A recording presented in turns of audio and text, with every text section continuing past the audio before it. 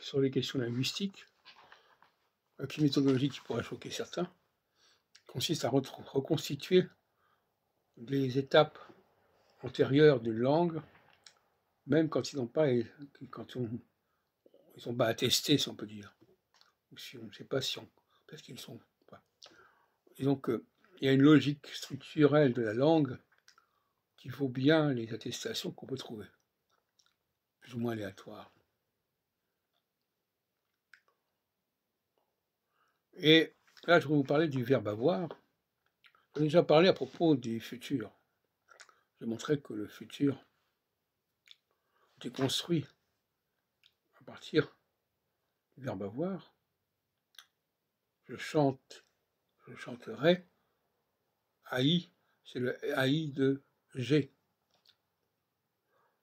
Nous chanterons, c'est le ONS de I. Nous avons.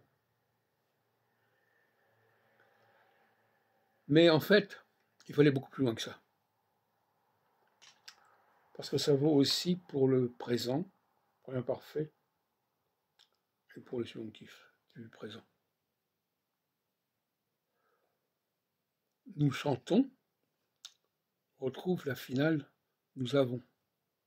Vous chantez, retrouve la finale du vous avez. En revanche, ils chantent, ne retrouve pas la finale de ils ont. ONT. Donc en fin de compte, on devrait dire ils chantons, non pas ils chantent. De la même façon, à l'imparfait, on dit nous chantions, à partir du ONS, du verbe avoir, vous chantiez, et il faudrait dire ils chantions. Puisqu'on dit ils chantons, si on ajoute un i, on passe à l'imparfait. Donc là aussi, il y a quelque chose qui a été remplacé.